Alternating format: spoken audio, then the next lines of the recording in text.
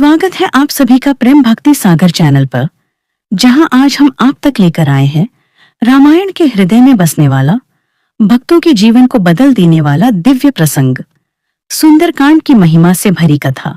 कहा जाता है, जो भक्त श्रद्धा और विश्वास से सुंदरकांड का श्रवण करता है, उसका मन, भय, संकट, रोग, शोक सब धीरे धीरे दूर होने लगते हैं और हृदय में साहस, भक्ति और श्रीराम पर अटूट भरोसा जन्म लेता है।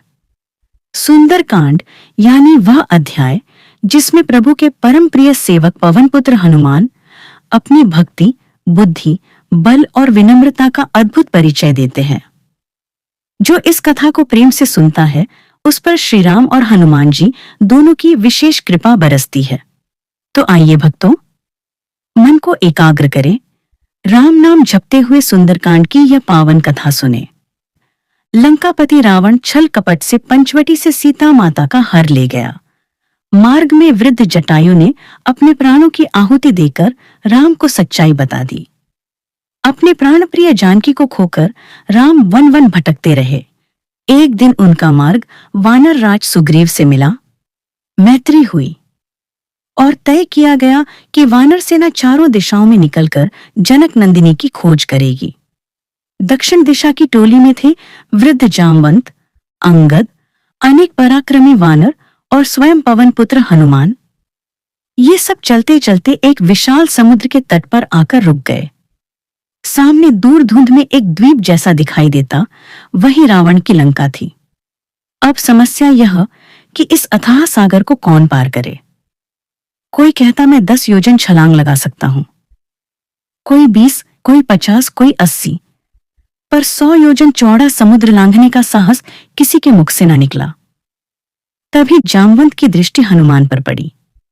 वे मुस्कुरा उठे और बोले, हे पवन नंदन, तुम इतने नम्र हो गए हो कि अपने असली स्वरूप को ही भूल बैठे हो। तुम वह बालक हो जिसने बाल्यावस्था में सूर्य को लाल फल समझकर आसमान तक छलांग लगा दी थी। देवताओं ने तुम्हारे उत्साह पर प्रसन्न होकर अनेक वरदान दिए, पर आज तुम स्वयं को साधारण वानर समझ रहे हो। जामवंत के प्रेम भरे वचन सुनते सुनते हनुमान के भीतर सोई हुई शक्ति जाग उठी। छाती तन गई, आंखों में तेज भर आया। उन्हें स्मरण हो गया, मैं केवल वनवासी बंदर नहीं, पवनदेव का पुत्र, श्रीराम का दास, अनंत बल का धनी हूं। प्रशंसा। उसी समय श्रीराम ने अपने कर कमलों से अंगूठी उतारी, हनुमान की हथेली में रखकर कहा, हे हनुमान, इन सब वीरों में केवल तुम ही ऐसे हो जो इस सागर को लांघकर लंका जा सकते हो। वहां जाकर मेरी सीता कहां और कैसी अवस्था में है, यह देखो। उन्हें मेरा संदेश सुनाओ और यह मुद्रिका दिखाकर विश्वास दिलाओ कि तुम मेरे ही दूत हो। प्रभु की वाणी, प्रभु का विश्वास, प्रभु का स्नेह। हनुमान का हृदय कृतज्ञता से भर गया। उन्होंने राम, लक्ष्मण, सुग्रीव और जामवंत को प्रणाम किया और कहा, प्रभु, आपका काम ही मेरे जीवन का परम धर्म है। जब तक जानकी माता की खबर लेकर वापस न लौटूं, न विश्राम करूं, न चैन से बैठूं। अब पवन पुत्र ने सागर किनारे स्थित एक ऊंचे पर्वत पर चढ़कर राम नाम का जप किया। भीतर ही भीतर जय श्री राम की ध्वनि उठी। शरीर को उन्होंने विस्तृत कर लिया। देखते देखते पर्वत समान तन बन गया। पैरों के नीचे धरती डोलने लगी। उनकी नजर लंका की ओर टिक गई। क्षण भर प्रभु का स्मरण कर वे अचानक ऐसी छलांग लगाते हैं कि जिस पर्वत पर खड़े थे वह उनके वेग को न सह सका, मानो नीचे धंस गया। यह केवल शारीरिक उड़ान नहीं थी, यह भक्ति और विश्वास की उन्मुक्त उड़ान थी। ऊपर देवता पुष्प बरसाने लगे, नीचे समुद्र की लहरें भी जैसे अपना शीश नवाकर उनका स्वागत कर रही थीं। यात्रा के मध्य समुद्र देव ने मेनाक नामक स्वर्ण पर्वत को बुलाया और कहा, हे मेनाक, रामदूत इस समय मेरे ऊपर से जा रहे हैं। तुम्हारा कर्तव्य है कि तुम उनके लिए कुछ क्षण विश्राम का आसन बनो। तब मेनाक स्वर्णिम रूप लेकर जल से ऊपर उठाया और हनुमान के मार्ग में खड़ा होकर बोला, हे वानरवीर, तुमने लंबा सफर तय किया है। कुछ क्षण मेरे ऊपर बैठकर थकान मिटा लो, यह मेरा सौभाग्य होगा। हनुमान ने विनम्रता से प्रणाम किया और बोले, हे पर्वतराज, तुम्हारा स्नेह मेरे लिए वरदान के समान है। पर जब तक श्रीराम का काम पूरा न हो, विश्राम की बात सोच भी नहीं सकता। रामकाज के आगे मेरी सुविधा कुछ भी नहीं। इतना कहकर वे आगे बढ़ गए, मीनाक को आशीष देकर। देवताओं ने देखा, यह वानर न केवल बलवान बल्कि अत्यंत बुद्धिमान और धर्मनिष्ठ भी है। चलो इसकी परीक्षा कर ली जाए। उन्होंने नागमाता सुरसा को भेजा। सुरसा भयंकर रूप धारण करके सागर के बीच प्रकट हुई और राह रोककर बोली, वानर, देवताओं ने आज मुझे तेरा भोग भेजा है। तू मेरे मुंह में प्रवेश किए बिना आगे नहीं जा सकता। पहले बता, तेरी अंतिम इच्छा क्या है? हनुमान ने दोनों हाथ जोड़कर कहा, हे देवी, मैं अयोध्या के राजा श्रीराम का दूत हूं। उनकी पत्नी सीता की खोज में लंका जा रहा हूं। आप कृपा करके मुझे अभी जाने दे।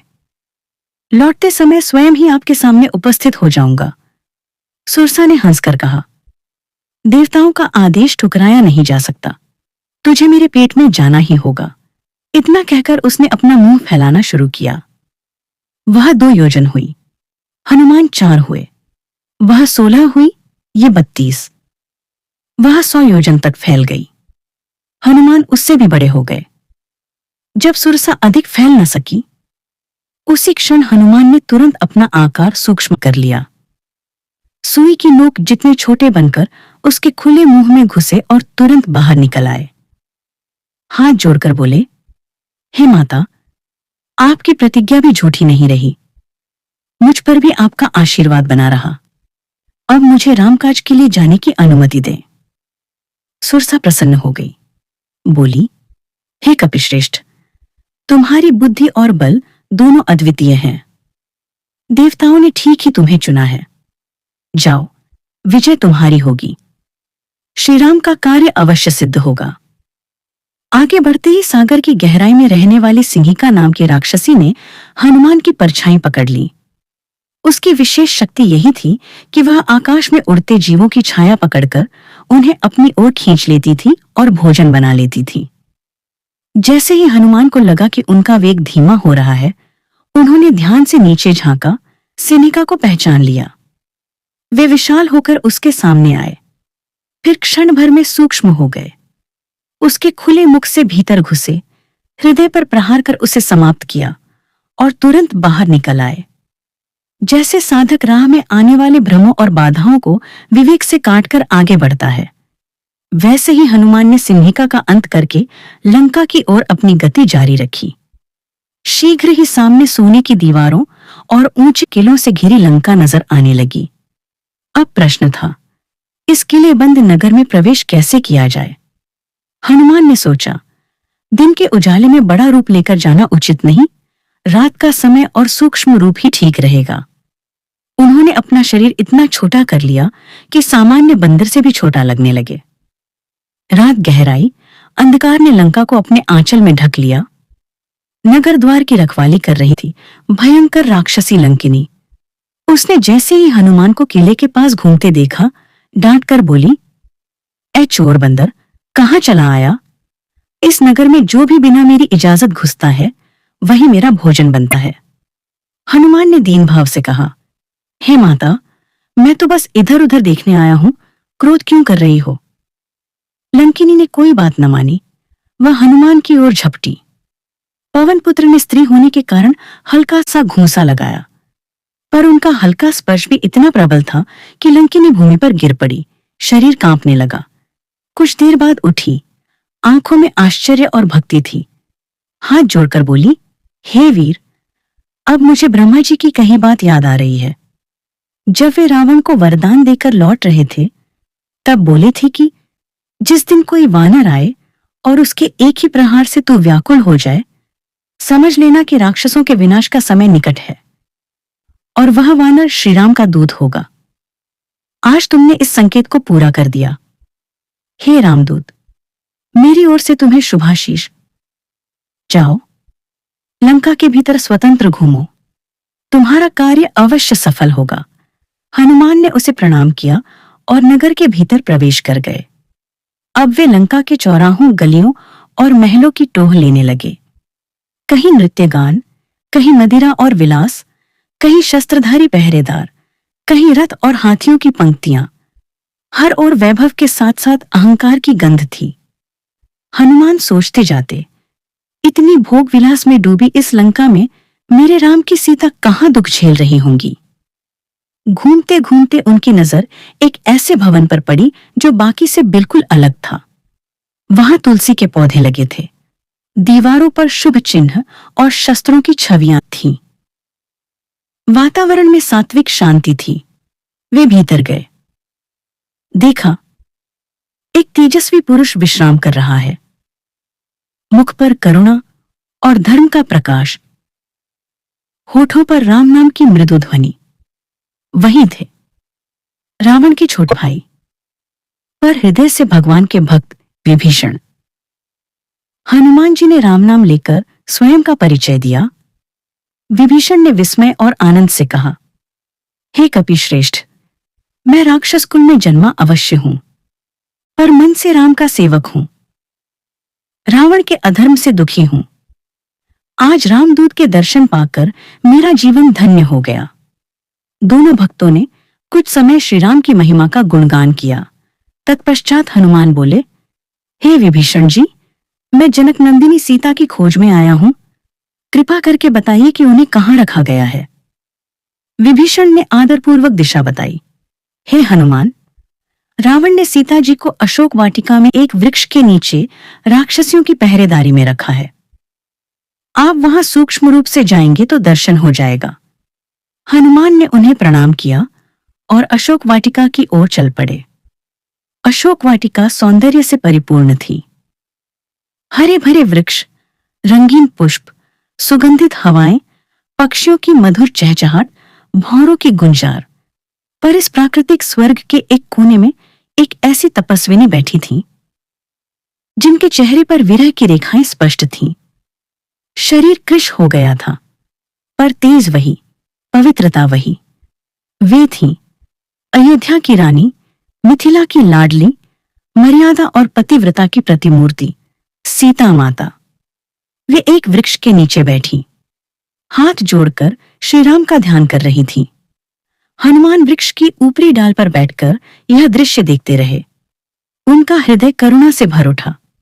तभी रावण राजसी वस्त्रों से सुसज्जित, घमंड से भरा, मंदोदरी और अन्य स्त्रियों सहित अशोक वाटिका में आया। उसने सीता के सामने आकर मधुर किंतु छलपूर्ण शब्दों से कहा, हे सीते, मेरे वैभव को देखो। मैं लंका का अधिपति हूं। यदि तुम मुझे स्वीकार कर लो तो मेरी सब रानियां तुम्हारी दासियां होंगी। तुम इस सोने की लंका की महारानी बनोगी। एक बार मेरी ओर प्रेम से देखो। सीता ने तिनके की ओट ली, नजरें झुका ली, रावण की ओर सीधे देखने तक से इनकार कर दिया और दृढ़ वाणी में बोली, हे रावण, जिसने छल से एक असहाय स्त्री का अपहरण किया, जो धर्म और मर्यादा भूल चुका है, उसे जरा भी लाज नहीं आई। मेरे राम सूर्य के समान तेजस्वी हैं। तेरे जैसे पापी के सामने उनकी तुलना भी नहीं हो सकती। मैं जन्म जन्मांतर तक केवल उन्हीं की भार्या हूं। तेरे वैभव का मेरे लिए कोई मूल्य नहीं। रावण सीता के तीखे किंतु सत्य वचनों से तिलमिला उठा। क्रोध में तलवार खींच ली और बोला, अभी तुम्हारा वध कर दूंगा। तभी मंदोदरी और अन्य स्त्रियों ने आगे बढ़कर उसे नीति का स्मरण दिलाया। कहा, हे नाथ, एक असहाय स्त्री को मारना आपको शोभा नहीं देता। रावण ने तलवार तो वापस रख दी, पर क्रोध शांत नहीं हुआ। उसने राक्षसियों को आदेश दिया, इसे हर तरह से डराओ, धमकाओ, मीठे तीखे सब उपाय करके मेरी बात मानने को मजबूर करो। 1 माह की अवधि देता हूं। यदि तब तक यह मेरी शरण में न आई तो मैं इसका सिर कटवा दूंगा। इतना कहकर रावण वहां से चला गया। राक्षसियां कभी कठोर शब्दों से सीता को डराती, कभी अपमानित करती, पर सीता माता के धैर्य में कमी नहीं आई। उनमें से एक थी त्रिजटा, उम्र में बड़ी, पर हृदय से कहीं न कहीं श्री राम से जुड़ी हुई। उसने बाकी राक्षसियों से कहा, बहनों, इसे मत सताओ, ये कोई साधारण नारी नहीं है। मैंने रात को विचित्र स्वप्न देखा। एक प्रचंड वानर ने लंका में आग लगा दी। रावण के रथ उलट गए, उसके सिर कटकर गिर पड़े। राम और लक्ष्मण सीता को लेकर लंका छोड़ रहे हैं। राक्षस भाग रहे हैं, समुद्र गरज रहा है। मेरा मन कहता है यह सपना सत्य होगा। तुम सब अगर अपने बचने की कामना रखती हो तो इस देवी स्वरूपा की सेवा करो, इन्हें परेशान मत करो। राक्षसियां भयभीत हो गईं। कुछ सीता के चरणों में गिरकर क्षमा मांगने लगी। जब सीता और त्रिजटा अकेली रहीं, तो सीता ने करुण स्वर में कहा, हे माता, मैं कितने दिन इस विरह और अपमान को सहूंगी? कोई मार्ग बताइए कि मैं इस देह को त्याग कर इस पीड़ा से मुक्त हो जाऊं। त्रिजटा ने उनके चरण पकड़ लिए, बोली, नहीं पुत्री, तुम्हारा धैर्य ही संसार के लिए आदर्श बनेगा। तुम राम की शक्ति हो, वे तुम्हें छोड़ेंगे नहीं। समय निकट है, वे अवश्य आएंगे। तुम केवल अपना विश्वास अडिग रखो। ऊपर वृक्ष पर बैठे हनुमान जी यह सब सुन रहे थे। उनकी आंखें भी भीग गईं। उन्होंने सोचा, अब प्रभु की निशानी देकर माता के हृदय में आश्वासन भरना चाहिए। हनुमान ने धीरे से अपने ऊपरी ठिकाने से श्रीराम की मुद्रिका नीचे गिरा दी। वह सीता के पास गिरी। सीता ने उसे उठाया। देखते ही आंखों में चमक आ गई।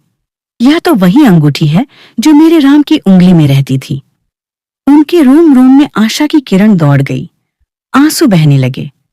वे मन ही मन सोचने लगी, या तो कोई सच्चा रामदूत यहां आया है या रावण कोई नई माया दिखा रहा है। उन्होंने वृक्ष की ओर देखकर कहा, हे अज्ञात दूत, यदि तुम वास्तव में मेरे राम के सेवक हो तो मेरे सामने प्रकट हो जाओ। उसी क्षण हनुमान जी ने सूक्ष्म रूप छोड़कर एक सामान्य वानर का आकार धारण किया। वृक्ष से उतरकर थोड़ी दूरी पर हाथ जोड़कर खड़े हो गए और मधुर स्वर में बोले, जय सिया राम। हे जनक नंदिनी, मैं पवन कुमार हनुमान, अयोध्या के रघुनाथ का दास, आपके दर्शन की अभिलाषा से लंका आया हूं। यह जो मुद्रिका आपके हाथ में है, उसे मेरे प्रभु ने स्वयं आपके लिए दिया है, ताकि आप विश्वास कर सकें कि मैं उन्हीं का दूत हूं। प्रशंसा। सीता की आंखों से आंसू झरने लगे। आवाज भर्रा गई। वे बोली, हे वानरवीर, मेरे राम कुशल हैं तो? उनके साथ लक्ष्मण ठीक है ना? क्या उन्हें मेरी याद आती है या मैंने उन्हें केवल दुख ही दिया है? यह कहते कहते वे रोने लगी। हनुमान ने अत्यंत कोमलता से कहा, हे माते, प्रभु श्री राम और लक्ष्मण दोनों कुशल हैं, पर आपके बिना उनका जीवन जैसे रंगहीन हो गया है। उन्होंने आपके लिए जो संदेश भेजा है वह यह है, हे सीते, तुम्हारे बिछोह में वन के कोमल पत्ते भी अग्नि जैसे प्रतीत होते हैं। रात्रि अंधकार नहीं, भय का जाल बन गई है। चंद्रमा भी तपते सूर्य जैसा लगता है। कमल कुंज भालों की नोक से भरे से लगते हैं। हे माते, यदि आप आज्ञा दें तो मैं अभी आपको अपने कंधे पर बिठाकर इस लंका से बाहर ले चलूं। मेरी शक्ति के लिए यह कठिन नहीं है, पर मेरे आराध्य श्रीराम का आदेश है कि पहले मैं आपकी कुशलता का समाचार, आपका संदेश और यह निशानी लेकर उनके पास लौटूं। फिर वे स्वयं पूरी सेना के साथ यहां आएंगे, रावण का विनाश करेंगे और आपको सम्मानपूर्वक घर ले जाएंगे। आप केवल धैर्य रखिए। राम की कृपा से राक्षस कुल का अंत अब दूर नहीं। सीता ने धीरे से कहा, हे हनुमान, तुम्हारा पराक्रम देख चुकी हूं, फिर भी मेरे मन में प्रश्न उठता है कि वानर और भालू राक्षसों जैसी बलशाली सेना को कैसे पराजित करेंगे। यह सुनकर हनुमान ने हल्की मुस्कान के साथ अपने शरीर का विस्तार करना शुरू किया। देखते ही देखते वे इतने विशाल हो गए कि पूरा वृक्ष उनके सामने छोटा लगने लगा। अशोक वाटिका की भूमि कांप उठी। सीता ने यह विराट स्वरूप देखा तो उनकी शंका मिट गई और वे प्रेम से बोली, हे पुत्र, अब मुझे विश्वास है कि मेरे राम के दूतों के सामने कोई शत्रु टिक नहीं सकता। मैं तुम्हें आशीर्वाद देती हूँ। तुम बल, बुद्धि, तेज, नम्रता और सेवा के भंडार बने रहो। तीनों लोकों में तुम्हारा यश गाया जाए। तुम अजर अमर रहो। हनुमान ने विनम्रता से उनके चरणों में सिर रख दिया और कहा, हे माते, आपकी कृपा से ही मेरा हर काम सिद्ध होता है। अब यदि आप अनुमति दें तो मैं यहाँ के फलों को प्रसाद समझकर ग्रहण कर लूं। भूख भी लगी है। सीता ने मधुर मुस्कान के साथ कहा, पुत्र, जाओ, वृक्षों के मधुर फलों का भोग करो। यह भी प्रभु की ही देन है। माताजी की आज्ञा पाकर हनुमान वृक्षों पर उछल कूद करने लगे। शाखाओं से झूलते हुए फलों को तोड़ तोड़कर खाने लगे। उनके जोश में कई डालियां टूट गईं। कुछ वृक्ष जड़ से उखड़ गए। अशोक वाटिका का दृश्य बदलने लगा। वहां के राक्षस पहरेदार यह सब देखकर क्रोध से भर गए। हथियार लेकर हनुमान पर टूट पड़े। पवन पुत्र ने कभी किसी राक्षस को पकड़कर जमीन पर दे मारा, कभी वृक्ष को हथियार बनाकर घुमाया। देखते देखते अनेक राक्षस धराशायी हो गए। जो बचे वे प्राण बचाकर भागे और रावण के सामने जाकर बोले, हे नाथ, एक प्रचंड बलवान वानर अशोक वाटिका में घुस आया है। उसने पेड़ तोड़ दिए, हमारे सैनिकों को मार डाला। उसे कोई रोक नहीं पा रहा। रावण ने पहले कुछ छोटे वीर भेजे, वे लौटकर नहीं आए। फिर उसने अपना पुत्र अक्षय कुमार भेजा, जो युवा और शूरवीर था। अक्षय कुमार रथ पर बैठा आया। हनुमान से भीषण युद्ध हुआ। बाणों की वर्षा, गदा की टक्कर, पर अंत में हनुमान ने एक प्रहार से उसका रथ भी तोड़ दिया। घोड़े गिर पड़े और स्वयं अक्षय कुमार भी रणभूमि में प्राण त्याग बैठा। यह समाचार सुनकर रावण का क्रोध सीमा पार कर गया। उसने अपने सर्वश्रेष्ठ योद्धा पुत्र मेघनाद को आदेश दिया, जा, चाहे ब्रह्मास्त्र ही क्यों न प्रयोग करना पड़े, उस वानर को जीवित पकड़कर मेरे सामने लाओ। मेघनाद भारी सेना लेकर अशोक वाटिका पहुंचा। उसने आकाश में विचित्र माया रची, अग्निबाण, नागबाण, प्रचंड अस्त्रों की वर्षा की, पर हनुमान तो राम नाम में लीन थे। उनके लिए यह सब खेल जैसा था। जब साधारण शस्त्रों से सफलता न मिली तो मेघनाद ने ब्रह्मपाश का प्रयोग किया। ब्रह्मास्त्र का आदर करते हुए हनुमान ने सोचा, यदि मैं इस देवास्त्र को भी तोड़ दूं तो उसकी मर्यादा का अपमान होगा। बेहतर यही है कि मैं बंध जाने का अभिनय करूं। इससे मुझे रावण की सभा में जाने का अवसर मिलेगा। वहां रामदूत के रूप में धर्म की बात कह पाऊंगा। ऐसा विचार कर वे शांत खड़े हो गए। ब्रह्मपाश ने उन्हें बांध लिया। राक्षसों ने रस्सियों से भी जकड़ दिया और विजय घोष करते हुए उन्हें रावण की सभा में ले आए। स्वर्ण सिंहासन पर बैठा रावण, चारों ओर राक्षसों की भीड़, बीच में बांधा हुआ वानर, यह दृश्य सबकी जिज्ञासा का विषय था। पहले तो रावण ने ठहाका लगाया, फिर जैसे ही उसे अपने पुत्र अक्षय कुमार की याद आई, उसका चेहरा कठोर हो गया।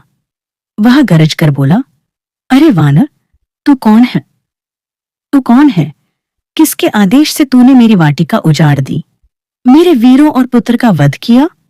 क्या तुझे मृत्यु का भय नहीं? हनुमान ने निर्भीकता से उसकी आंखों में आंखें डालकर कहा, हे लंकाधिपति, मैं कौशल देश के रघुनंदन श्रीराम का दूत हूं, जिनके नाम से देवराज इंद्र भी सिर झुकाते हैं। उन्हीं के आदेश से मैं यहां आया हूं। तुम्हारे द्वारा अपहृत सीता जी उनके प्राणों से भी अधिक प्रिय हैं। उनका पता लगाने और तुम्हें उचित मार्ग बताने आया हूं। तुम्हें अपनी शक्ति पर बहुत गर्व है, पर याद रखो, यह भुजाबल भी वही परमेश्वर देता है जिसे तुम आज भूल गए हो। हनुमान आगे बोले, अभी भी समय है।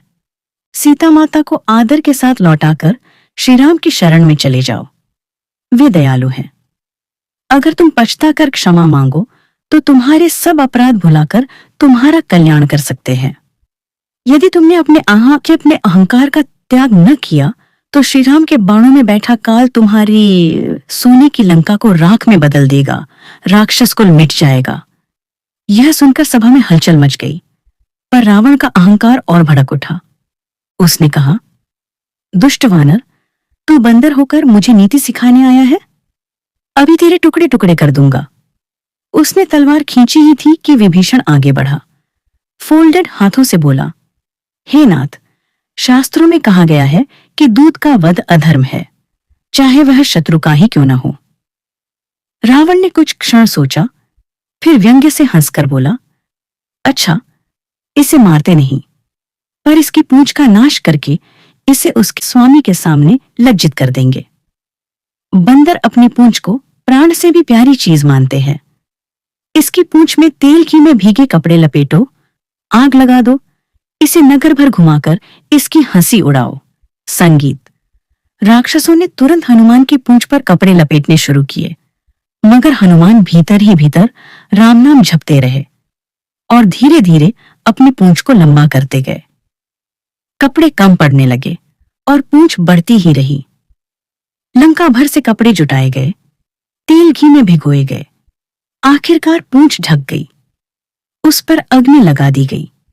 राक्षसों को लगा, अब यह वानर चीखेगा, तड़पेगा, जलकर राख हो जाएगा, या जलती पूंछ लेकर अपने राम के सामने अपमानित खड़ा होगा।